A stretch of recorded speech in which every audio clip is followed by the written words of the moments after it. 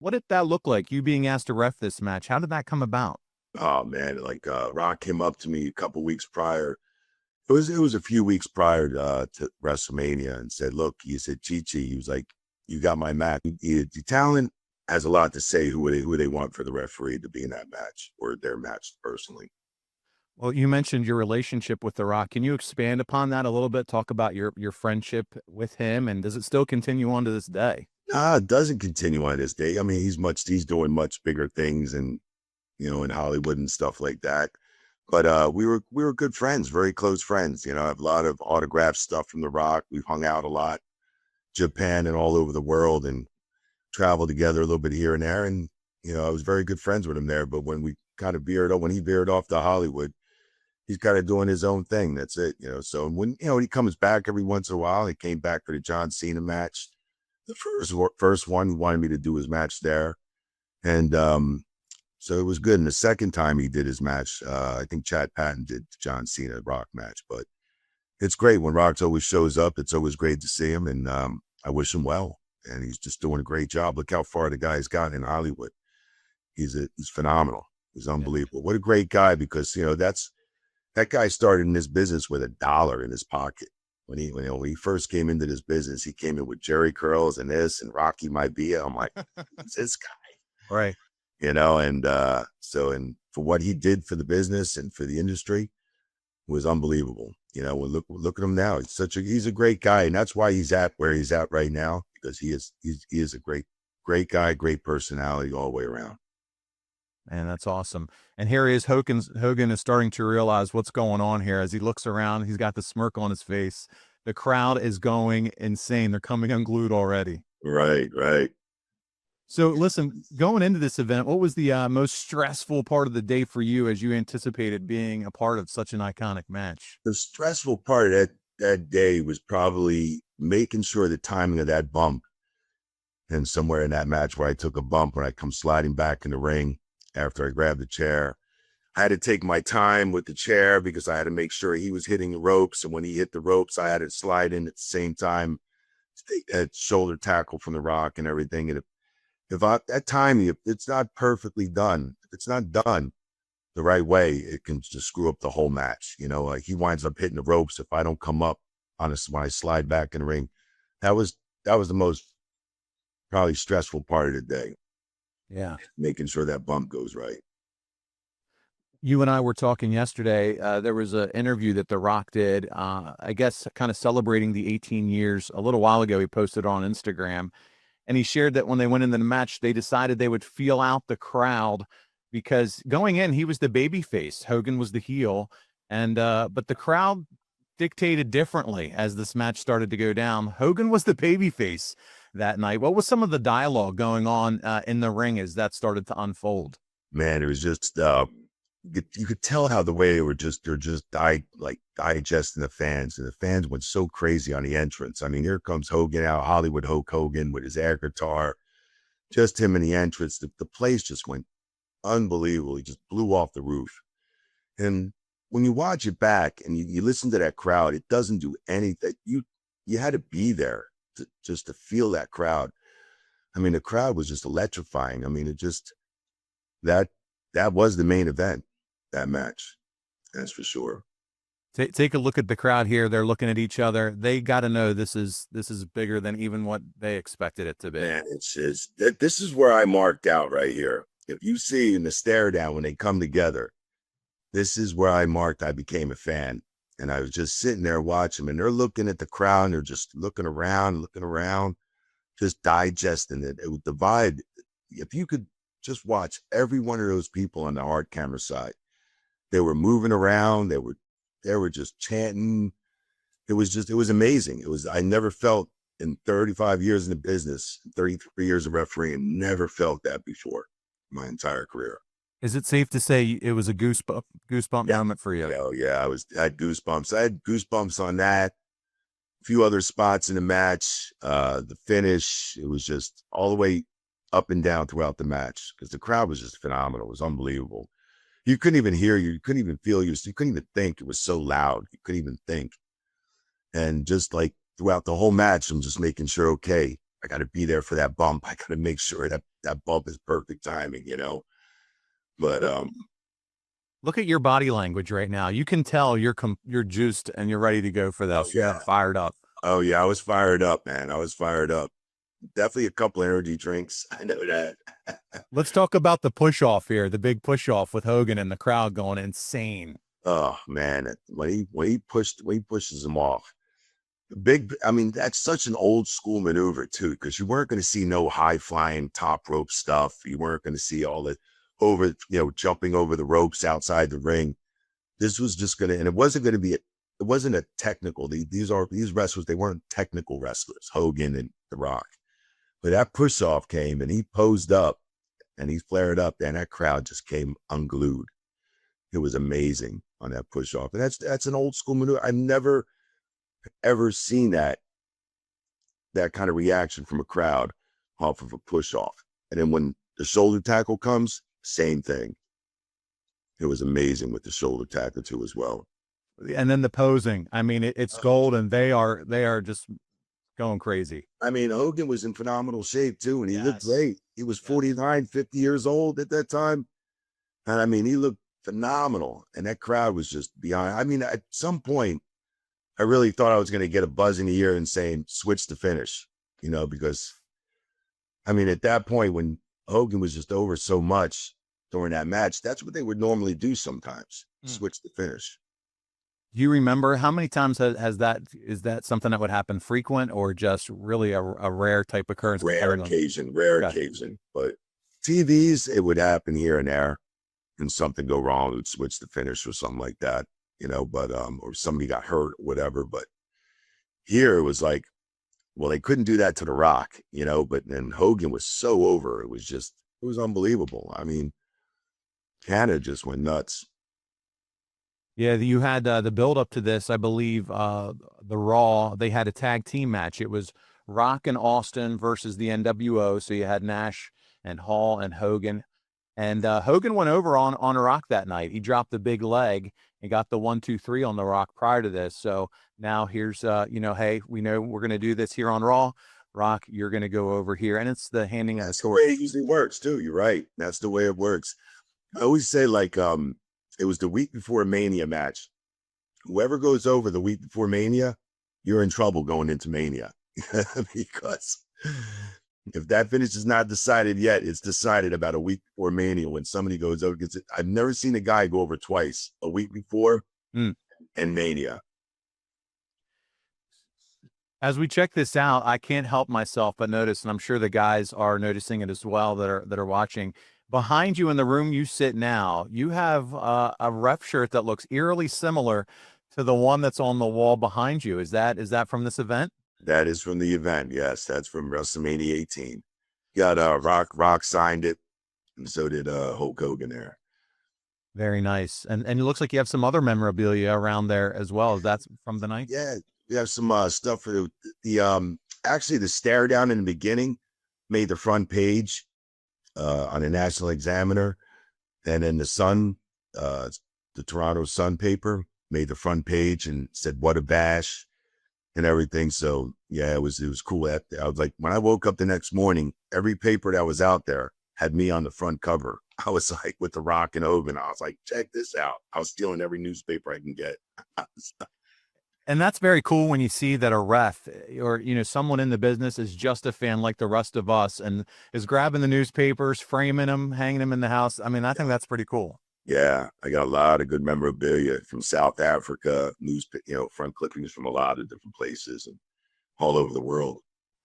Mike, talk about the communication. We know as wrestling fans that communication is key. You can see even as Hogan put him into the ropes, probably a little dialogue in the air. What's that communication look like during this match? Do you happen to remember any of that either coming in from the back or between the wrestlers themselves? No, I mean, the communication in the ring, or you mean outside the ring? Yeah, inside the ring, maybe on your earpiece. Communication is just these two guys. Nobody was telling me a gorilla position. Usually 80% of the times they'll say, grab a hold, do this, do that. There was nothing. They knew what they had to do. They're two old school wrestlers.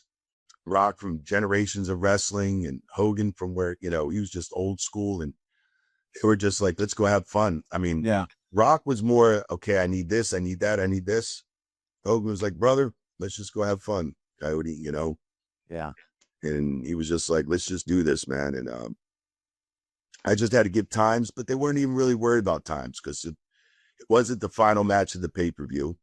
So if it went 30 minutes, it went 30 minutes. If they needed 35, 40, which they took more time after the match, just having fun and being respectful to each other at the end. And, he was just, Rock was very appreciative of him passing the torch at that time too. You mentioned they weren't the last match, so let's go there. There's been a lot of talk through the years regarding the decision to have Oh, yeah. Hogan Rock go last versus Triple H and Jericho. Fill us in what you know and what you heard. Yeah, well, all day Jericho was running around. I remember Chris saying, like, and he had told me afterwards, like not too long ago when I was with AEW, we talked about that. But all day he didn't think that should be, they shouldn't have gone on last. Rock and Hogan should be last. He kept saying that there's no way we can maybe follow this match, and he kept telling that to everybody. And, Chris was young at the time, and unbelievable worker. And he's from Canada. So, I mean, it was more or less, he was telling the office. I remember him saying, like, we shouldn't be on last, man. He goes, Rock and Hogan should be last. There's no way, like. So anyway, he complained about that all day. And I just think Triple H didn't want to give up that title match main event at the end, so that after that energy was taken out of that crowd, I felt bad for that title match that night because the energy was just sucked out of the whole crowd because it was just so electrifying. And it should have been the main event. It should have been.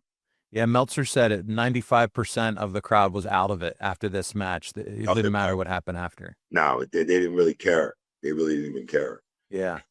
We'll talk about The Rock's relationship with Triple H during this time too. Yeah, I don't think it was that good back then. I mean, back then it was more battling for position, not as far as in the company, but as a professional wrestler, and they didn't see eye to eye too many times. That's for sure. Back then. Was there a text message The Rock sent you about the WrestleMania after party? Yeah, that was another WrestleMania after party. Okay. Well, you could share that one. Yeah, that was in Anaheim one night. So I remember there was a text message when Rock said, I said, hey Rock, you coming down, Cap, to the he used to call him Cap and like Captain, but so I said, hey, you coming down to the WrestleMania party? And he had a meeting with Vince that night. It was in Anaheim and after WrestleMania, and he had a meeting in the Garden. I remember him saying something about it. He goes, man, if Triple H shows up to this meeting, I'm out of here. And that was the last time I seen him pretty much until he came back. Wow. But he kind of left and went to Hollywood at that point. Yeah, meeting didn't go too well. What was the feedback? Did you ever hear any comments or anything from Triple H post this WrestleMania about, damn, you were right? Or is that not in him to actually admit something like that? No.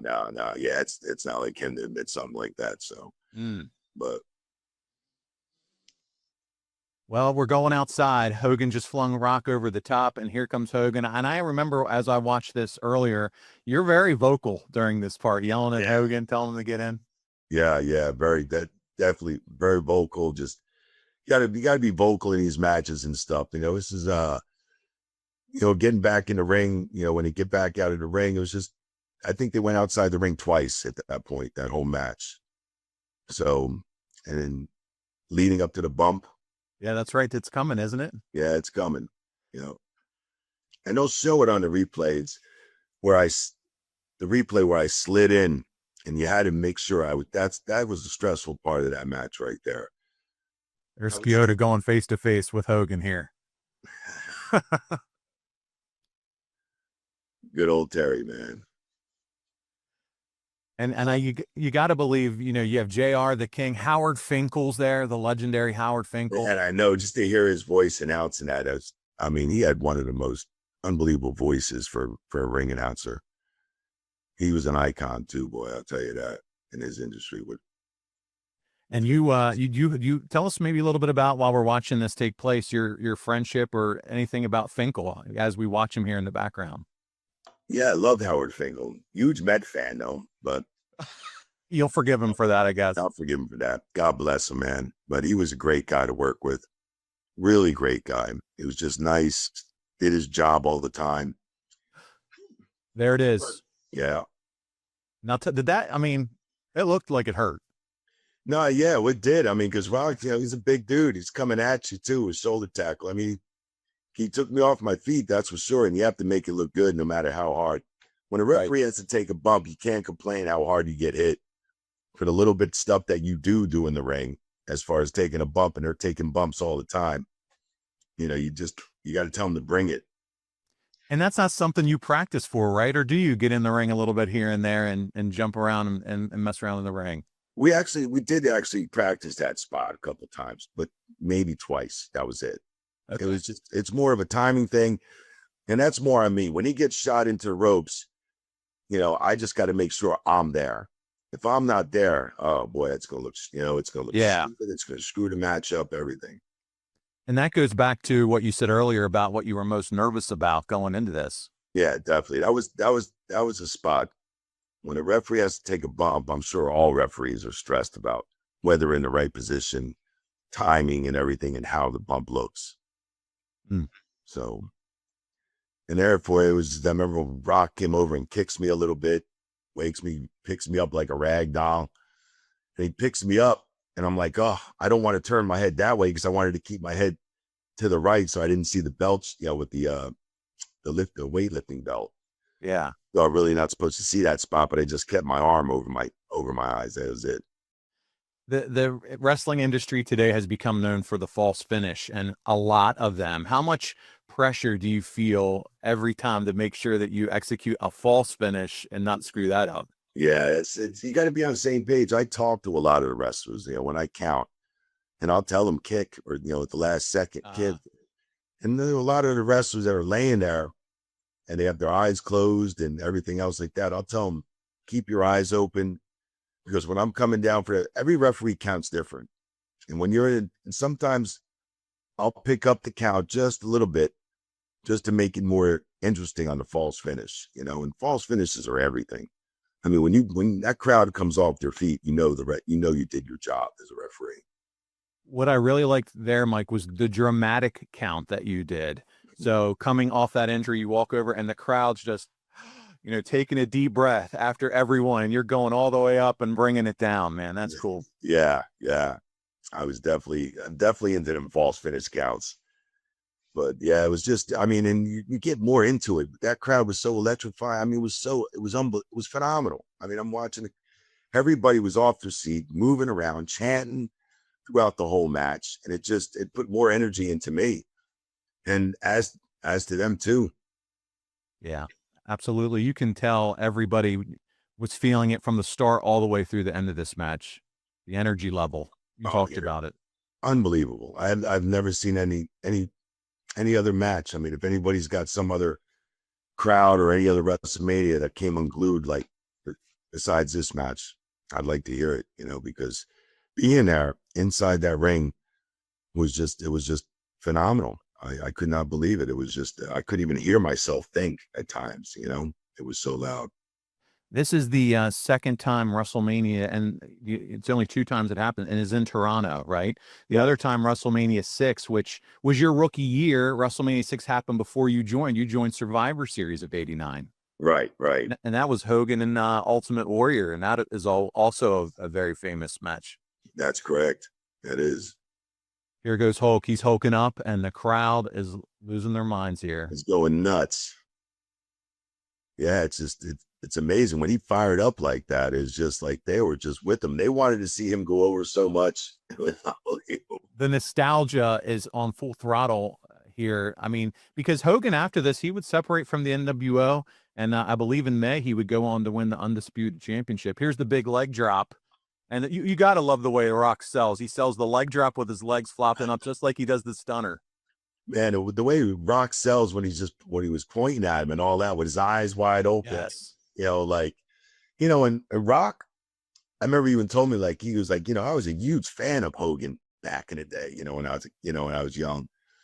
He was a huge fan, and to be where he was, and nobody ever thought they'd see this match. Nobody would ever Rock, Hogan. They didn't think they would see this match. And when they put it together, man, they did a great job. I'll tell you that. Lawler is famously known for comparing it to Tyson versus Ali, Right. Babe Ruth and Barry Bonds as they're coming down, and that's really what it is here. Two of the biggest stars of all time. You see Hogan talking right there, and let's talk about that moment. Is this where he breaks his ribs? Well, I think he broke his ribs on the first rock bottom. Okay. The first rock bottom, I remember, I think he broke his ribs there because you could tell he was really struggling after that. And at the end of the match, like afterwards, he went to his, you could tell how he went right to his ribs with his one hand. He almost went to his right side of his ribs, like on his left hand. You see him just crossing over and just feeling his rib, like is right there. And now the crowd has decided they want to cheer The Rock. Here we go. Right. Right. This is where they turn back. Yeah. So much going on in this match. Unbelievable. Yeah. So yeah, it was amazing. I mean, that's where I think he, definitely broke this, because he did tell me at the end of the match, he was like, "Man, I broke my ribs. I think I broke my ribs." Mm.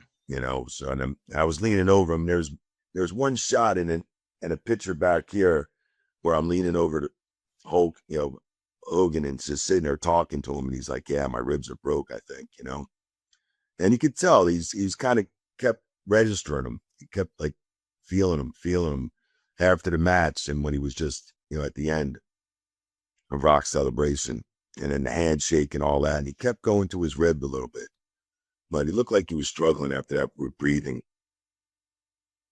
Now we're about to see where the Hall and Nash come down. You mentioned things. Sometimes you call things as they go. Was it always the plan to go ahead and ride with Hulk as a babyface after this match? Yeah, I mean, after this, it was. That's why they had the NWO turn on him, Yeah. because he lost whatever. And So that was already the plan. They didn't call that or anything. no, they didn't call that. That was already planned out. Yeah, that was planned out when they set this up here at the end. That was already planned coming up. Okay. To go back to the yellow and red and Hulk Hogan. Hulkamania running wild. There you go. Mania.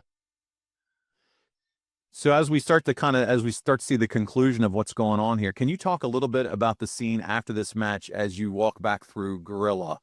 Who's there? What does that whole scene look like? Man, everybody's clapping. Everybody, Vince, Pat Patterson, everything. And God bless Pat, a good friend of mine for many years. He was a huge friend.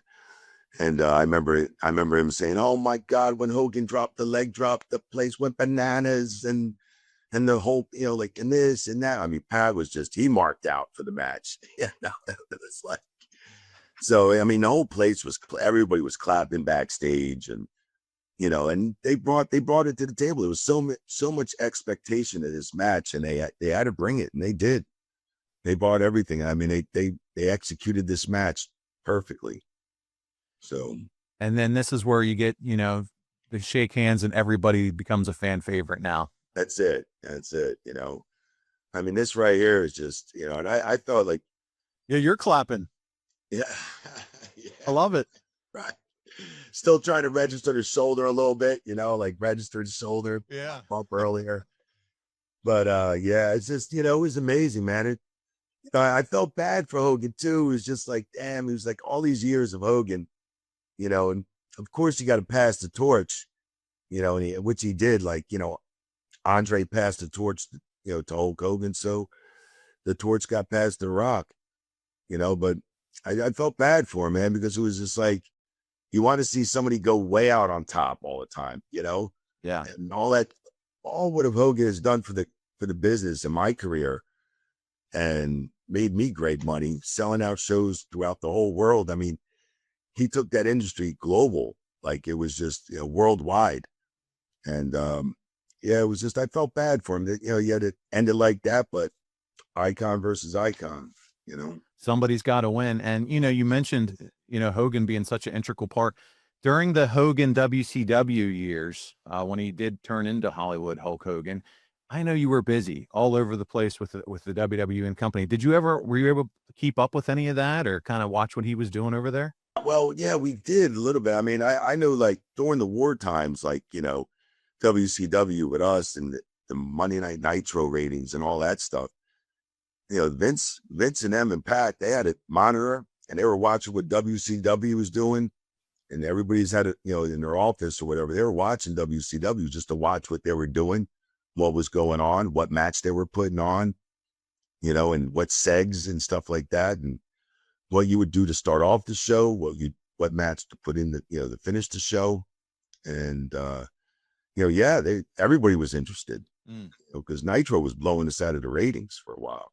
Yeah, for 83 weeks to be exact. Exactly. Yeah.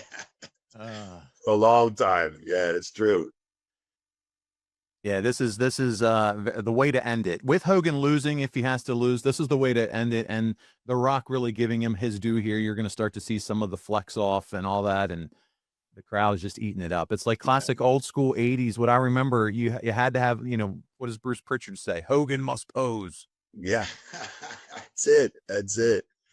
I mean, that was old, like right from the start to the finish. It was old school 80s classic wrestling, and they loved it. Everybody loved it. It was phenomenal to be a part of that match.